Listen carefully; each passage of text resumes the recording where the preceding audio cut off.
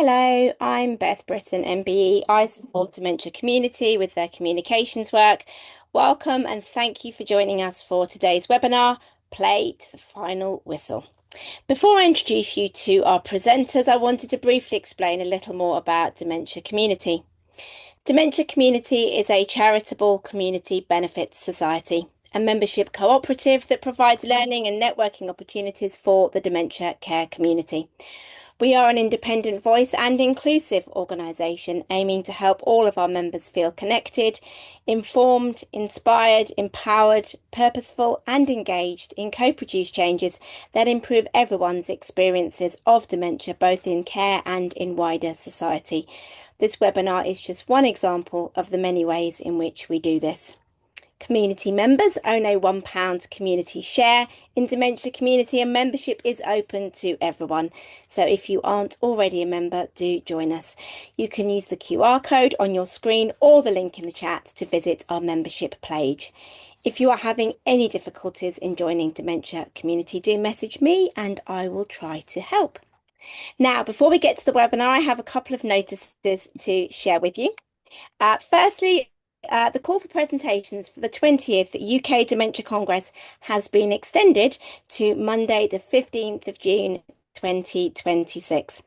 Proposals for presentations are welcomed on all aspects of dementia care in all settings and from all of the diverse perspectives of everyone involved, including people living with dementia, care partners and family carers, health and social care practitioners and professionals, people working in the housing, the voluntary, community and social enterprise sectors, researchers, innovators and entrepreneurs. Pretty much everybody who's on this call today. So do use the QR code on your screen or the link in the chat to find out more. And then secondly, I'd like to signpost you to our new editor's pick from the Journal of Dementia Care. This is a free article chosen by the JDC editor, shared to give you a taste of the content of the journal. Do use the QR code on your screen or the link in the chat to read the article. And remember, if you are a member, one of your benefits is a 25% discount on a subscription to JDC. So if you enjoy the editor's pick, do subscribe. And then finally, a thank you to the Unforgettable Foundation, who have kindly set up a GoFundMe page for Dementia Community's webinar programme. Our webinars are free to attend and we want to keep them this way to ensure access for all, but providing them does have cost implications for Dementia Community. This fundraiser is intended to help meet those costs, and if you would like to donate, please use the QR code on your screen or the link in the chat. Thank you. Now, before I introduce you to our fantastic presenters and their brilliant content, just a little bit of brief housekeeping. So you should already have been alerted by Zoom. We are recording this webinar. Please use the chat for your questions. We will have a Q&A and discussion after the presentation, the films and the interview. This is going to be a super interactive session, and we will be keeping an eye on the chat so that we can respond to your questions later on. Afterwards, the recording of this webinar will go onto our YouTube channel, Dementia Community. So let's get started then. So our presenters for today are Chris Wilkins, MBE, CEO and co-founder of Sporting Memories, Kelly Hart, Director of Impact and Fundraising at Sporting Memories, and Matt Posaner, who is a volunteer at the Beeston Sporting Memories Club. Welcome to you all. I'm so excited about this. This is the first webinar I've ever got to wear my football shirt. It's probably going to be the last one as well, because it's probably not quite the right thing, but I think very apt for today. I am a huge football fan. I'm very happy this past week. And I think that's the value of Sporting Memories, isn't it? It's what they can do. So really looking forward to hearing from you all. And I think I'm handing over to Chris first. Hello, everybody. Thanks for coming along today. Glorious day, I hope, where you all are. I just thought I'd start just with a little history about Sporting Memories, where it all started and how it began. Basically, we began in 2011, so we're sort of in our 15th year now.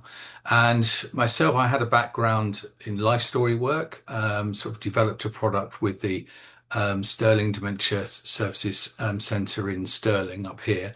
And my co-founder was a psychiatric nurse who also sort of focused on dementia. But in terms of, especially around life story, in terms of trying to get people to open up about their life stories, and men in particular, it was really focusing on reminiscence and seeing what sort of common currency there was to actually bring people out and start talking about their lives. And that's where sport really came to the fore and was a really great way of engaging with individuals. And really from that starting point, we thought that it could be broadened out a lot, the whole area of reminiscence.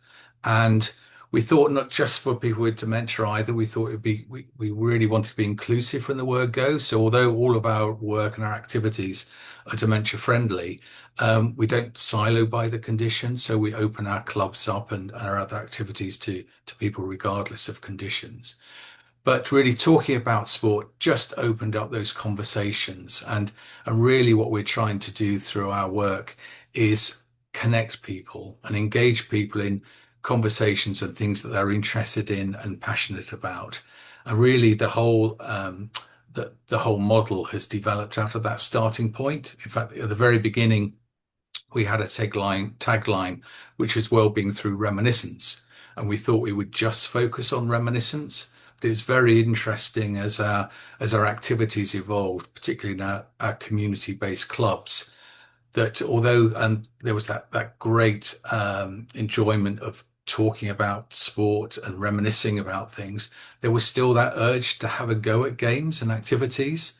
And really that's where our whole club model started to develop. And we've over the years really organically developed to have a spread of activities. And I think through that unique mix, we're able not only to help connect people and sort of reduce loneliness and isolation, but reduce stigma around conditions as well, and particularly around something like dementia as well. So you've got a group of people who are rubbing along with all of their different kinds of conditions.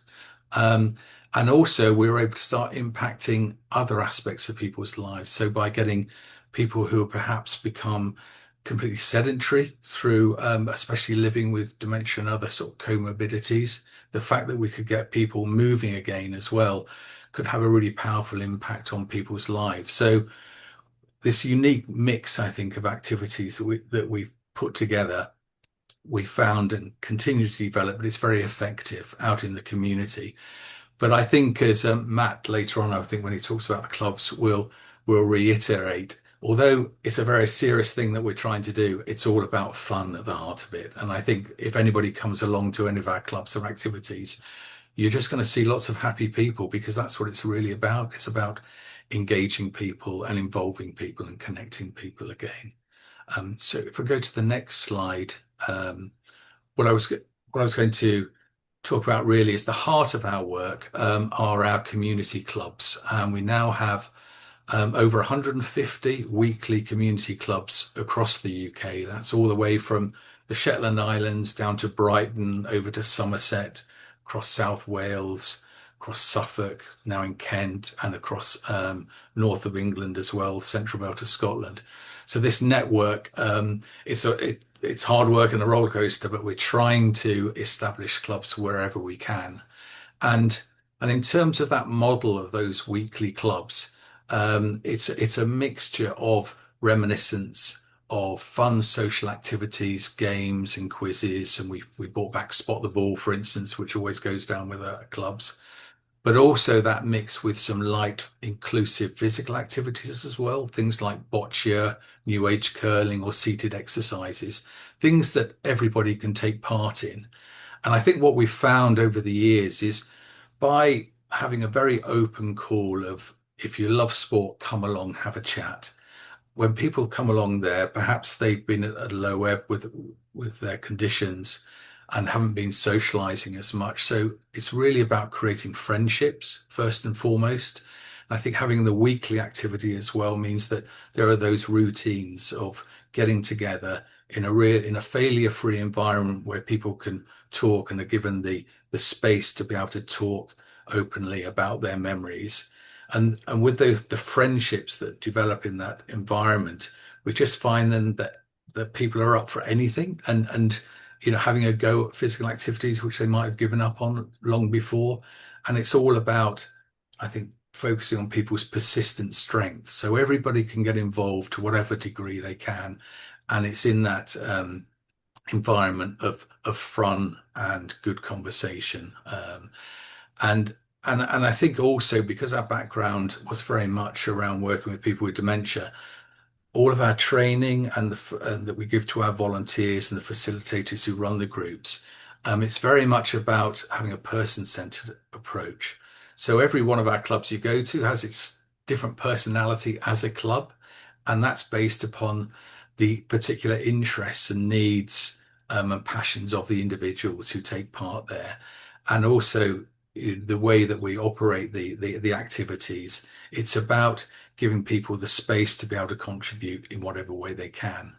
Um, so you'll hear when Matt talks later on, Matt is one of our volunteers, and they're very much volunteer-led community clubs across the country. So we focus a lot on the training and supporting of our volunteers, but we also partner with numerous local organisations, whether it's sports clubs or third sector organisations or sports clubs foundations, other charities. And we're working in partnership with those around the country.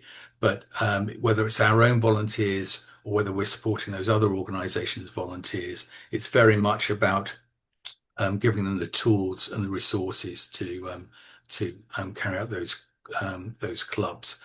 But I think the best thing to do is we've got a video which we'd like to share, which is a really recent video based upon our work in Leeds. And I think what you'll see there are a number of different settings. So one of the settings is in a sports club, in a cricket club. So you'll see very much our community club in action. And some of the other settings you'll see are in the health and social care settings. There are a couple of day centres featured, which are day centres specifically for people with high needs, and we'll come on to that later, where we have a slightly different offering in those kind of environments. So if we can show the video now, you'll get a taste of what our work's actually like on the ground.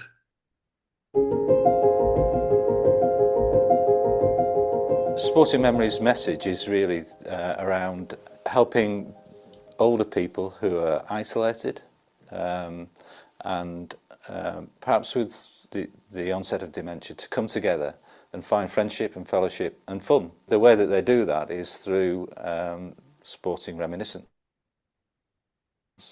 To get the opportunity once a week for an hour and a half and talk to similar people that have got that interest is brilliant. The community genuinely comes together to help each other, and I think that's the overall aim of what Sporting Memories is all about. I wanted, when I retired, to put something back into the community that I have lived in basically all my life. The interest in Sporting Memories is because I've always been interested in sport, so just a pleasure, and meeting, so many sort of, I call them friends, and they are friends, every couple of weeks, I think is, to me, I leave the end of each session with a little bit of joy in my heart, because I've enjoyed the session as well as maybe leading it in some respects, or just being a participant in it. And we wanted to find somewhere, if we were doing Sporting Memories, we want a sporting scene, a venue, if we can find one. I was approached by Howard, said, is there any chance of using New Rover Cricket Club for Sporting Memories? So I said, well, just give me the dates and the time. It'll be every 2 weeks on a Wednesday between 11 o'clock and 12:30. I said, no problem whatsoever. I opened up like I normally do and put the tea urn on and all this, that and the other. And I just sat down, and knowing me, I started getting involved, talking. We have an hour and a half, but it goes in like 5 minutes. And I'm thinking, oh, it's time to go already. And I don't want to go. It's all fun, from time you come to going. We have a bit of a banter going round, We have to take Mickey out of bits and pieces, but on the whole, it's all good fun. We always check to make sure everybody's all right, and there's nothing there that they want to get off their chest or that they're concerned about, and we can talk about as a group. And we also need to make sure everyone's comfortable and feels welcome.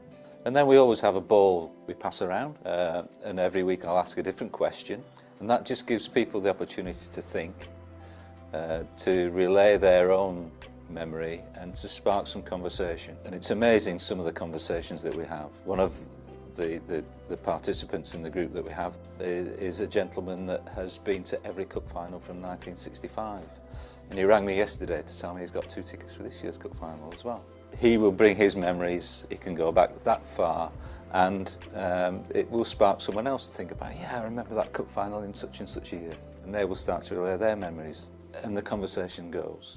We can go on different tangents sometimes. We can talk about something, we'll just completely go off the subject, but it doesn't matter because we're talking, we're getting people to talk, and that's what counts. There's so many memories that I have over donkey years, and it's nice to bring those memories back. It's hard to explain, but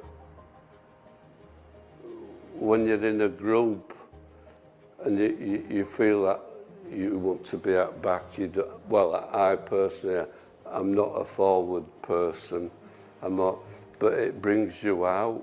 It's been real an eye-opener to me, you know, coming here. It's something I look forward to.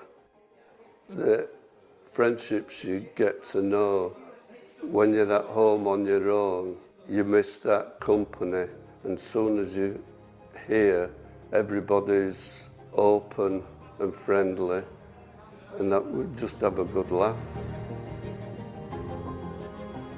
We also look at physical activity. We can play bocce, or we play skittles, or we play with a balloon race, anything like that, just to keep people active and to have some fun. And that's the real aim of the sessions that I like to run, is that it's light-hearted. We can have a laugh. I do quizzes sometimes. We go on YouTube and we put things on the famous football scene from Kes. It just reminds me when I were at school, we're playing football and all this, that and the other. Yeah. And we do other things like that. You do get very friendly with the group, and they said that coming to Sporting Memories really was a highlight, an enjoyable experience. I've really enjoyed coming. It's such a outpouring of feelings, and you know, that's what I enjoy. It's just knowing that there is something out there, and especially for me, it's the sport in that, you know, that's what got me like hooked. If it had been maybe something else, I might not have been interested, but the sport aspect, oh, yeah. Well, as long as I'm here, I'll be coming. In terms of the message, we want to do more. We want to enable more groups to be set up so more people can come together, work within the community and develop the offer so that it becomes more and more an important thing for the people that attend. Before I came here, I didn't even know these things existed. It's just trying to get that out there, because there's so many people like myself who really enjoyed it. It's a pleasure, you know, just hope it can continue.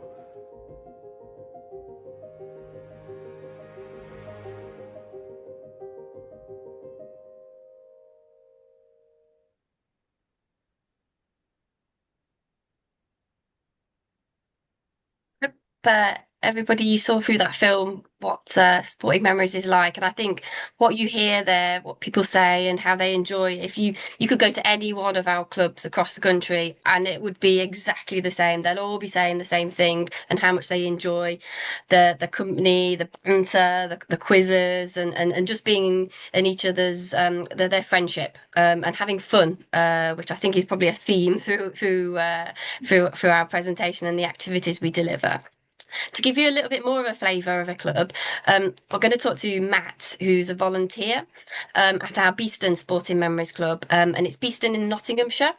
and it's been going since 2022. I worked with Dementia Studios, who's the partner, who we work together to support the delivery and facilitation of the club. And we, together as a partnership, we went out to find funds to start up the club, to train volunteers, get the resources, and it's been delivering now successfully for about 4 years. So I'm going to chat to Matt, who's one of the key volunteers at the club, very, very well liked at the club, and very chatty with all the members. Matt, do you want to just explain what happens at Beeston Sporting Memories Club and kind of how it's slightly different to perhaps some of our other clubs? Yeah, hi Kelly, and hi everybody out there, out in the ether.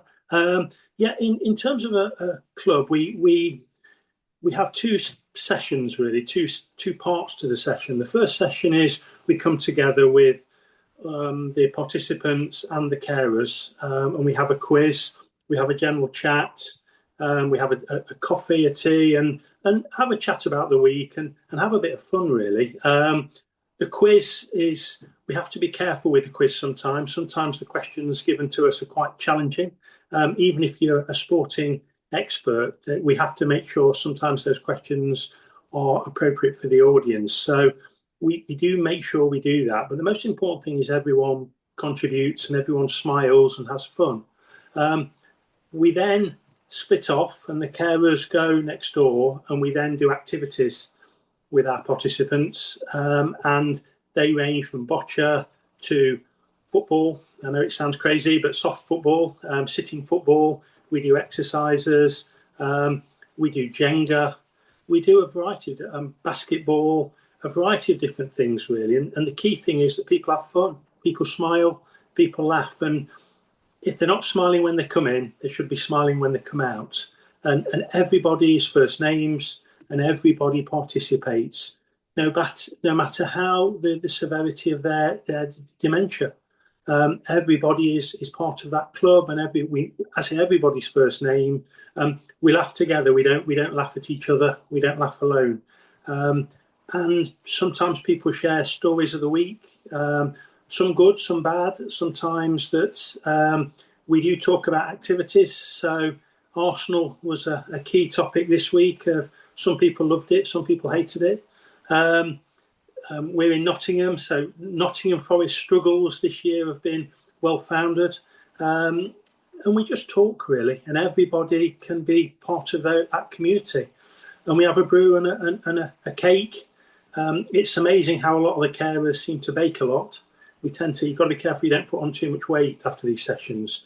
But we meet weekly. I know on the video it talked about meeting every 2 weeks. Well, we meet for 2 hours once a week. And Matt, you mentioned a few bits there in terms of like the quiz, but how do you deliver the club and the activities with the members? Because all the participants that come to Beeston are on their dementia journey, and they come along with their carers. So how do you adapt the activities and what do you do so that everybody on those different stages of their journey can interact and take part and have fun at the club? In my working world, I used to hear the word journey a lot, and I'm never really sure what it meant, but I do get it when it comes to dementia.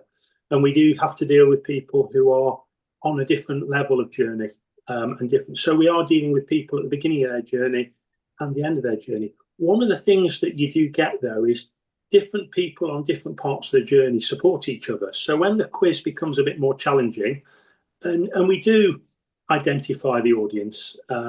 So if the questions are quite hard, I'll give people 2 choices. And sometimes we'll reduce the questions to, what colour do various clubs play, as an example? What are home grounds called? How long is a cricket pitch?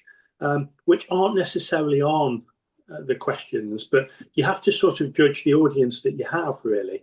And sometimes you're dealing with people who are sport billies or female sport billy versions, and other times you're dealing with people who are there for the company. So not everybody has the same knowledge, but everybody participates, and everybody speaks during the session, and everybody will give a sporting story.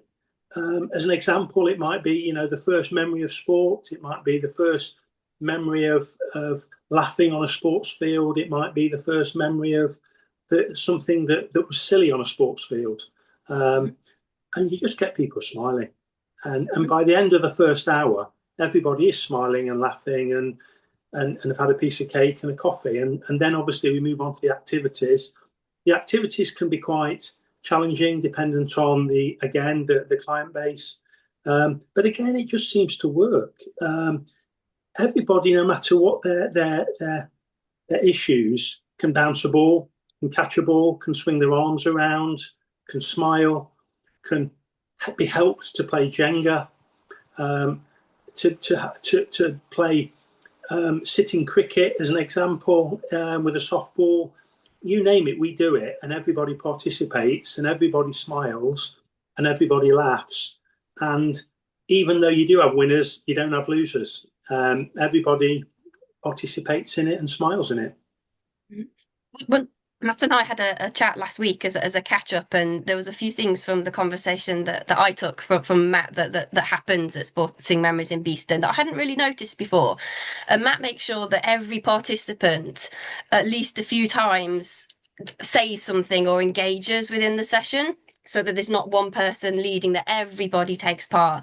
But also, Matt, when the individuals, it's mainly chaps who are living with dementia that come in, you go and shake their hand and say hello as soon as they walk through the door, and then you go and shake their hand and say cheerio as they're leaving. And it's just little things like that just, it makes the session really welcoming and really personable, and about the individual, rather than just coming to a session and getting lost within the middle of it. And I thought that was some really nice touches in terms of the Beeston Club. And in terms of the impacts, you've been volunteering for quite a while now, Matt, at the club. The impact on the members coming along, you must see kind of the change in them, or how they react and how they are when they come in and when they leave, and perhaps after they've been coming for a few sessions.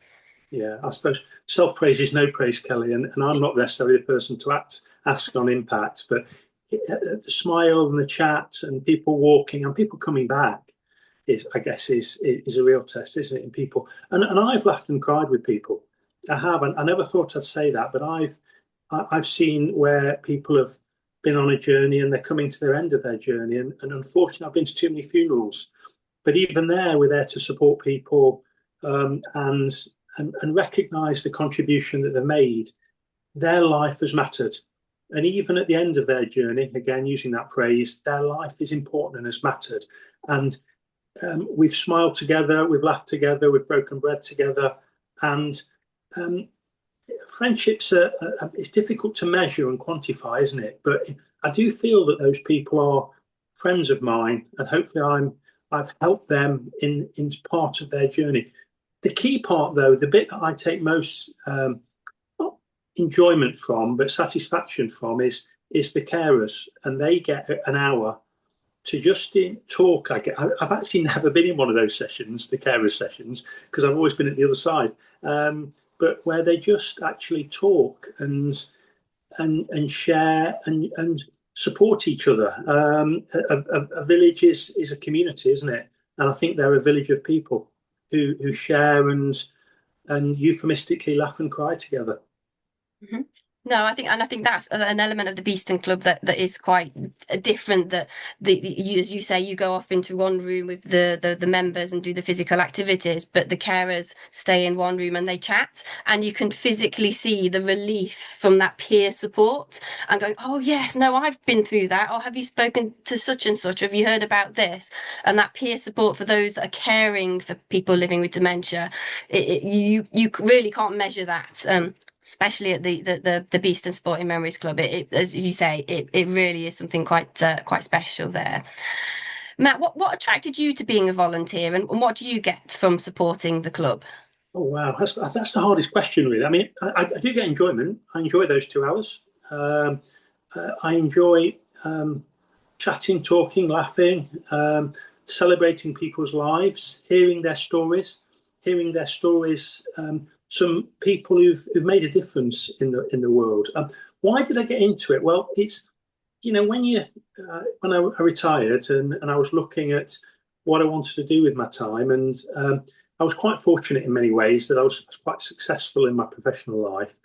But when I came out of that, I didn't want to sit on boards. I didn't want to make bigger difference, let's say. I wanted to actually make a difference to individuals and people. And this came along, and I went along and loved it from day one. I love the people who I volunteer with. I love the carers. But particularly the people who I chat to. I play walking football with. My mum used to do swinging into shape. I don't know if they still call it that now, but we just to see people smile and keep fit and enjoy and remember humanity, really, that we are together as a group, and I never forget that. That you mentioned about shaking hands and names and everything. It's remembering that we are people and they are people, and they're on a journey, a different journey to me, for the grace of God. You never know. That can happen to any of us. And for me, it's about respect, and it's a respect of humanity. And my mum once said to me, if you've anything, be kind. And I think the club and the people in the club, whether you are a participant or you are a presenter or a volunteer, we are all kind. And we don't judge, we support. If people do silly things, shall we say, people say stupid things, no one ever judges. It's always about supporting and smiling with people, not at people. No, that's great. Thank you so much, Matt, for coming along and sharing about Beeston Sporting Memories. And what I should say, Matt is one, I think about 5 or 6 volunteers we've got at Beeston Sporting Memories, so they're on a rota because there's so many, which is great. So we're always on the lookout for new volunteers across all of our clubs. But thank you so much, Matt, for spending time, because I know you're missing the club this afternoon. It's taking place right now as we're speaking. So thank you very much for your time with us this afternoon. Okay, thanks, Kelly, and have a good afternoon, everybody. Thank you. So moving on, we touched there with Matt about carers, which, yes, our club is for older people with various parts of their journey and the different conditions, but a lot of our members come along with carers, and they also get so much out of coming along to our community clubs as well. As we just mentioned there, the Beeston Sporting Memories Club, peer support. You really can't kind of put a value on how much peer support with carers kind of they get out of coming along, but also seeing loved ones how they used to be, talking about things, getting passionate about sport and how they used to play sport. But also they come along, some of the carers, and they turn up and they start being volunteers. They see the impacts and they start helping out. We've even got a club in Scotland that unfortunately most of the gentlemen passed away, but the carers valued the club so much they still meet up as a group as carers and go out for coffee and connect because of the impact a Sporting Memories Club had on their life and their loved one's life. It's not just in our clubs as well. We've talked to our carers and about individuals who have come to their point in their journey where they can no longer come to our clubs, and they then are going into care settings. So I'm just going to play a short film of Julie, who is a carer she was a carer for her husband who was in various care settings, and just her experience and how sport played a part in hers and her husband's journey. If we could play that film.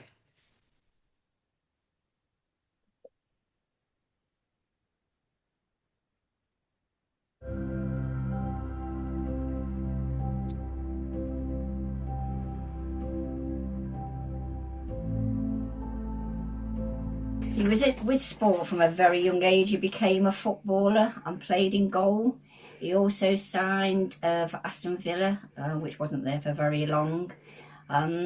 He loved to watch football. He was well into football. He liked his cricket and many other sports. He was also a season ticket holder at Forest for many, many years. He lived with dementia for over 10 years, so it was a long journey.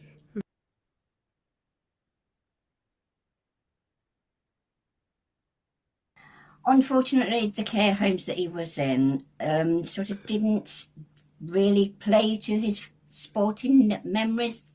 They would play music and arts and crafts, which he was not interested in.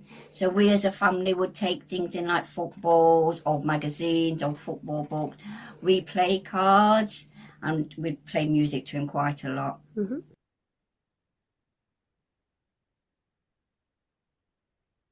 Well, it seemed to engage him at times, and triggered many memories of if we'd give him a football, he would hang on to the football because that's what he did as a goalkeeper.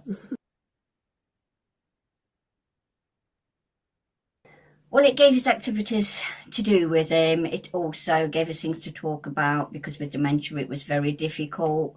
And because it made him happy, it made us happy and feel a lot better too.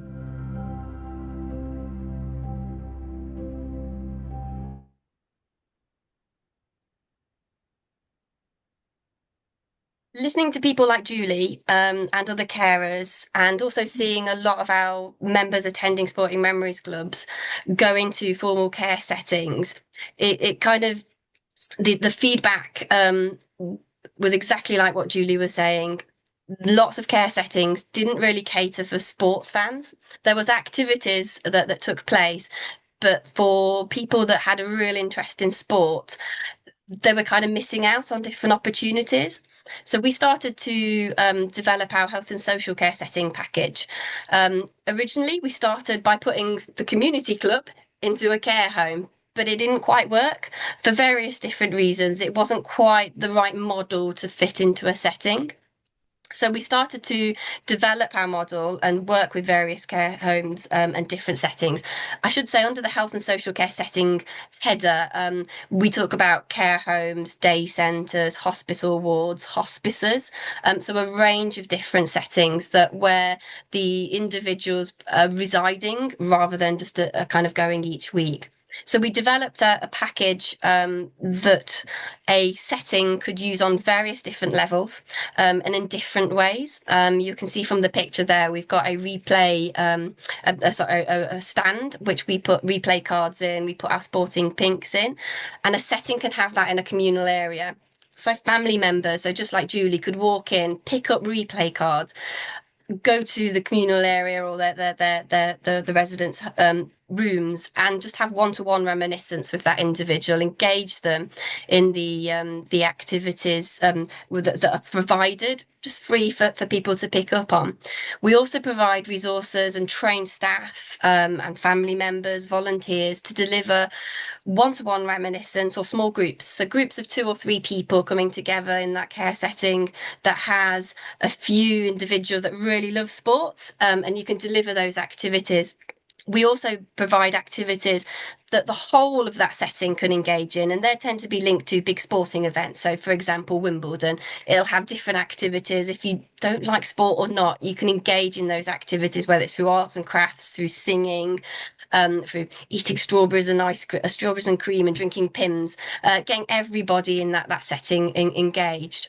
And that package is a lot more flexible than the community club model. So you can do those activities at different times of the day with different numbers, and anybody can come in and deliver that. So it's a lot better and has more impact in terms of the individuals and the activities that you can be delivered. It also supports our kind of play to the final whistle, as we recognise just because members couldn't come to our clubs anymore, it didn't have to stop. People's memories and love of sport continues, and therefore we wanted to make sure that could happen in whichever setting that they were living in. What we have been doing, we've got various health and social care settings that we work with across the UK. We've got volunteers that go in and support. We've linked them to apprentices that we've had at Sporting Memories and within partners who have gone in and delivered and helped to embed kind of sporting memories in that setting. And we also have a number of corporate partners who have gone in and delivered sessions for the settings as well, which has been really, really popular and everybody has enjoyed. I'm going to play a little bit of a film, which hopefully gives you an insight into the activities and the resources that you do get within the hotel health and social care setting.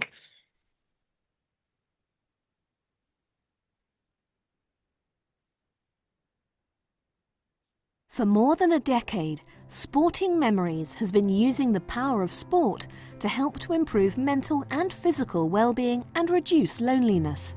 In our community-based Sporting Memories clubs, we're reconnecting people with the sports and games they've loved through reminiscence, inclusive games and physical activities, helping those who may be living with dementia or other cognitive or physical challenges. Building on the success of this work, we've created an array of activities and resources specifically designed for care home residents, daycare visitors and hospital patients.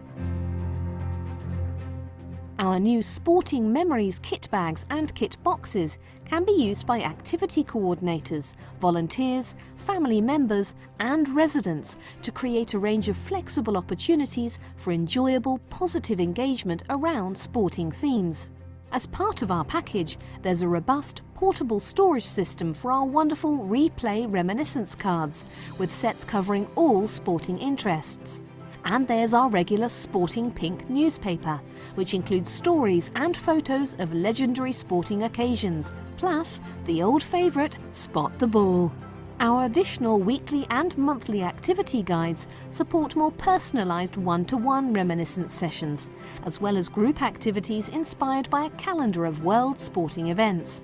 Our kit bags are designed to support fun physical activities based on familiar sporting themes. The mix of equipment and routines are all designed to be safe and inclusive for seated participants. The kit boxes are designed for the really keen sports fan.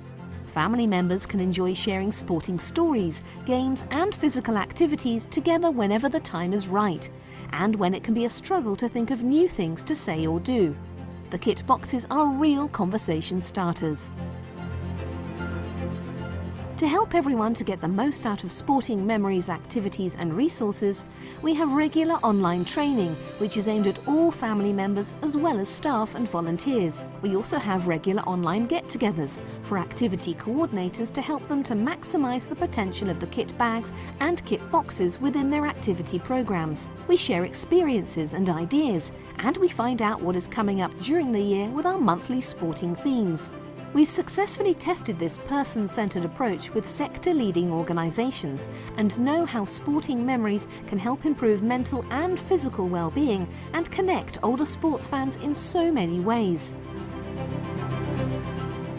Going forward, our broader aim is to help care home residents, daycare visitors and hospital patients to connect with our growing network of virtual and local community clubs across the UK in real and meaningful ways, whether connecting via technology or visiting in person.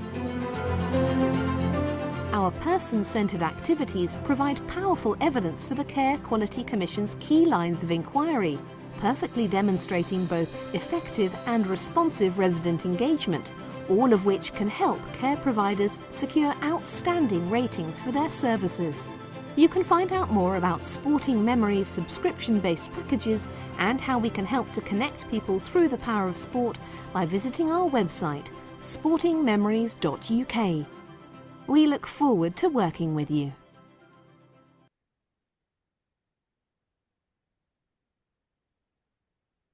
Great. Thanks, Kelly, for those sections.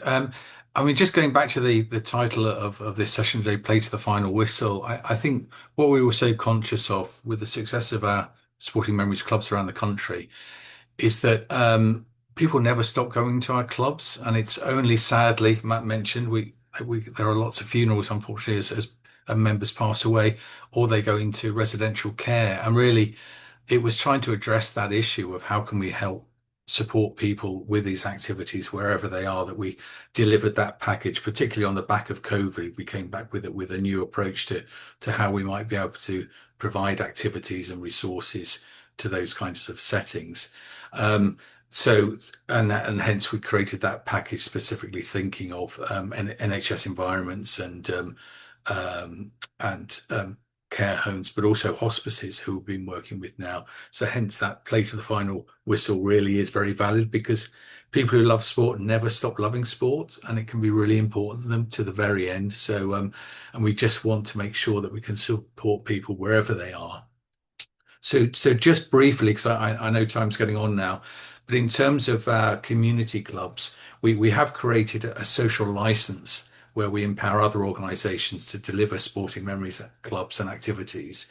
And that's where we sort of reach out to lots of different kinds of partner organisations, or are welcome to hear from, say, sports clubs, foundations, or other charities who would like to deliver sporting memories activities.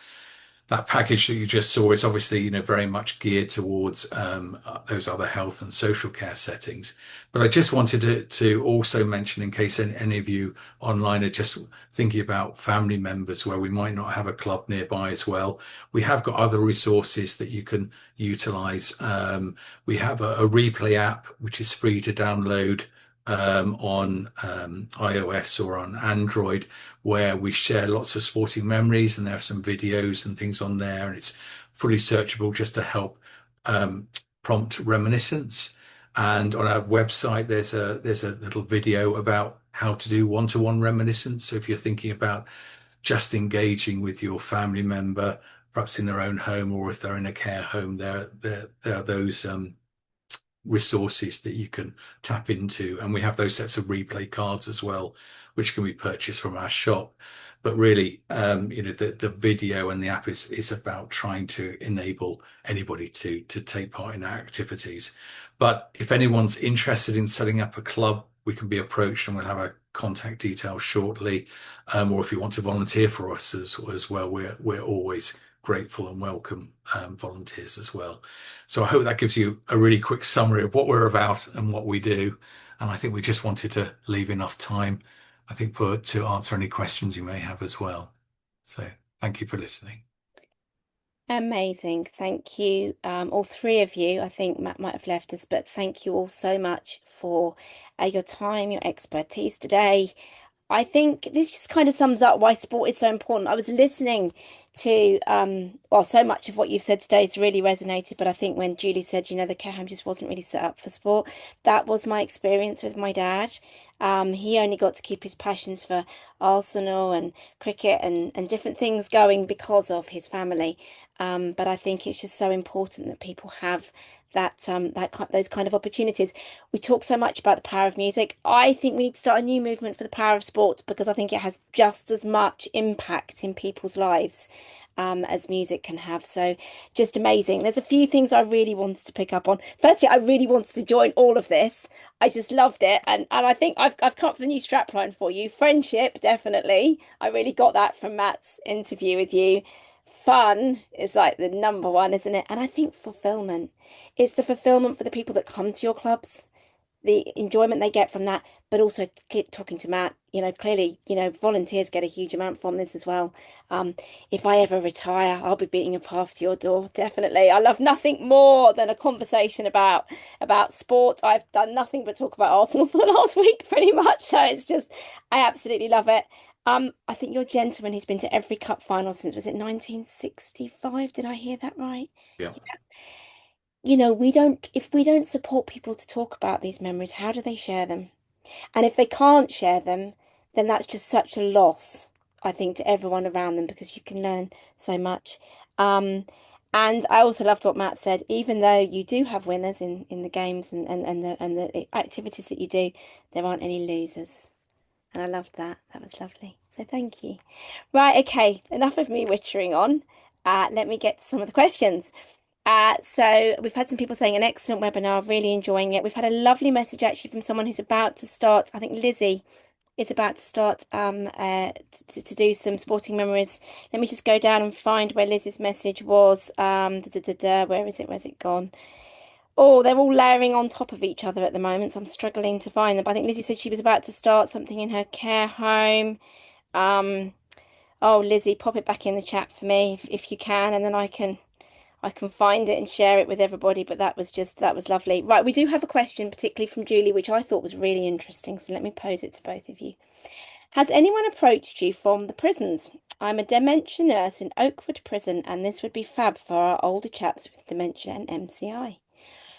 Well, I can answer that, and we have worked with the prison in near Barrow in Furness, and it went really, really well. I think we were hoping that we could roll it out further afield, but I think just with changes in terms of our contacts at that senior level, they're there have been some sort of hiccups there, but essentially it went down really well within a prison environment. So yeah, absolutely. Why not? So if Julie wants to get in touch with us, we can certainly explore that with her. But as with any environment, there are staff there, potentially inmates who could be volunteers of groups as well. So there are other aspects, not just being members, but I think a club activity could work really well within a prison environment, and certainly it did in the one near Barrow.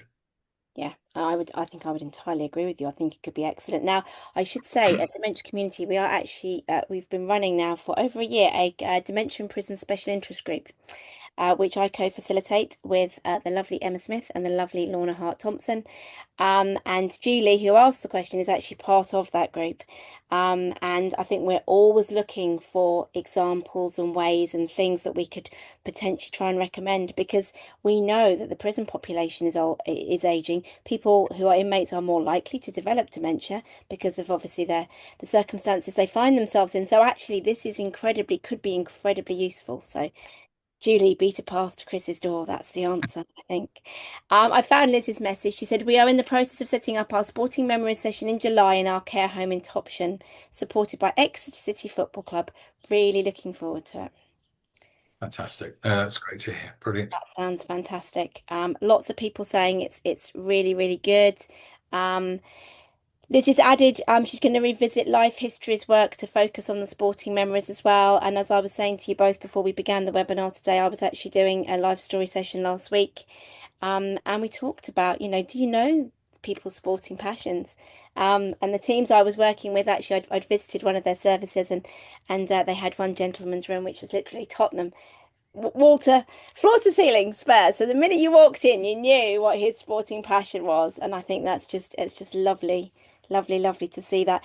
In your clubs, do you link up some of those other kind of ways of expressing? So, for example, there are theme tunes, aren't there? I often think of the grandstand Yes. theme tunes and things, but I'm guessing you do tap into some of that as well.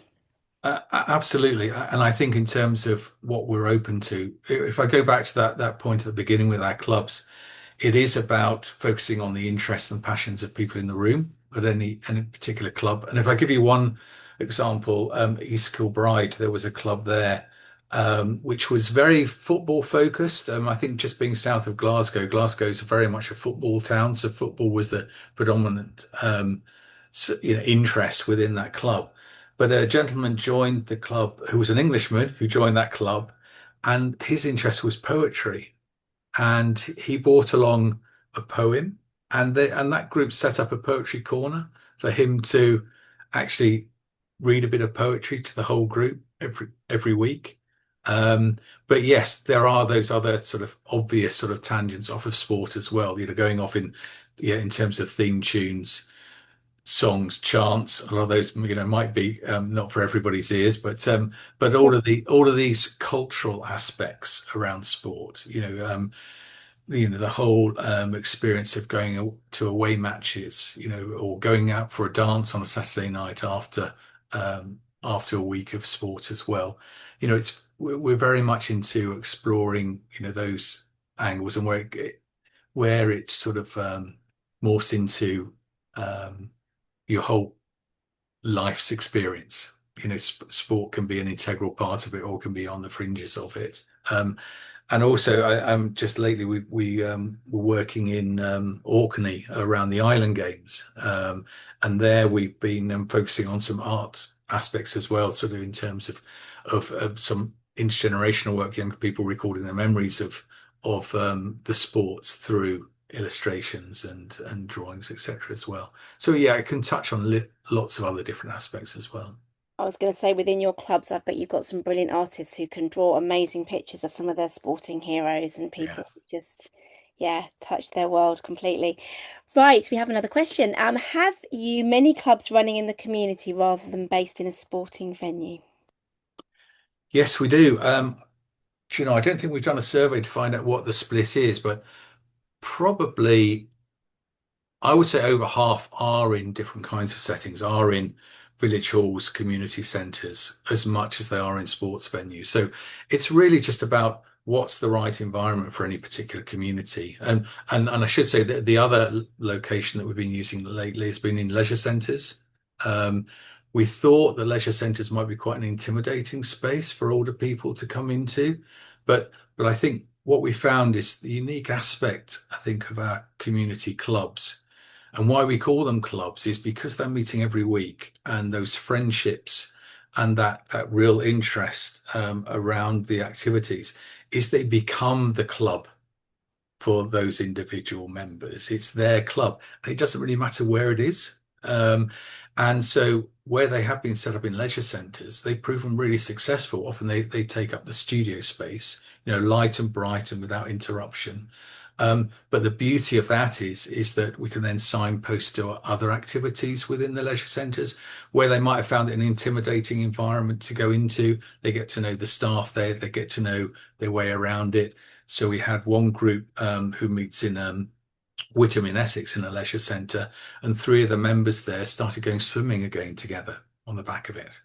I So can quite imagine that is just amazing, and I know that there are other connections with sports. So you probably are aware of Dementia Adventure and their Green Letter Days and how they're getting people into cricket and tennis and things like that as well. It's just amazing, isn't it, how we can come together. I have a challenge for the whole of the sector, Chris. Tell me if anybody's done this. So we've had nurseries, haven't we, tagged on to care homes. mm. I'd like to flip this entirely. Can we have a Sporting Memories Club tagged onto a school or a nursery or something? Because we all know most kids love sport. I know my children, I've influenced them terribly badly, I'm afraid. But yeah, somebody needs to do that. And let's have a club. If you say people will come to clubs anyway, I think that would be amazing because it has an intergenerational power to connect people, which you've Oh, touched on today. totally. I mean, we haven't touched on it today, but we've got a whole intergenerational website around our work as well because we've got so many activities, from primary one all the way through to students not in educational training, which actually resulted in our new apprenticeships, which we've just started as well, but all the way through across all the ages. Sport is a fantastic way of bringing generations together because I think unlike even say something like music where tastes might vary enormously between the young and old. With sport, there's so much commonality. Whether you supported Arsenal this year or back in the 90s or back in the 60s, like 50s and 60s, where my dad supported Arsenal as well, supporting that team in their ups and downs. The first time you might have played on an 11-a-side pitch yourself on the grass. So whether you're 9 or 90, there are lots of common experiences to share. And that's what we find works so well. And it just instantly breaks down barriers between the generations. I think that just sums it up brilliantly. I've loved this afternoon. It's been great. I'm going to finish with what John says in the chat. He says, one excellent idea. I think he's talking about what you guys are doing. I visit people in their own homes who are much more relaxed than when we are chatting about local clubs. Forest and Notts County. Kelly, you will be happy. Kelly's a Forest fan. They've survived. She's happy. Even one gentleman who talks about his father when he was a forward playing for Barrow. My dad has a story about how he should have played for Arsenal, but only Norwich wanted him and he didn't want to play for Norwich. Everyone's got a story, haven't they? Sport brings people together. Thank you, Sporting Memories. And it does. And on that happy note, I'm going to say thank you so much to Chris, to Kelly, to Matt. I don't think Matt's no longer with us, but thank you so much for sharing what you've told us today. Please go and check out the resources that Sporting Memories have, some paid for, some free, and check out a club because they sound amazing. Thank you. Thank you both so much. Right, okay. So let me tell you a little bit about what is happening next with our webinars. Chris and Kelly, do keep an eye on the chat because you're going to see lots of lovely things coming in there. So let me just take us forward. So our next webinar is on the 8th of June and it is Distressed Behaviour Isn't Random from Firefighting to Foresight.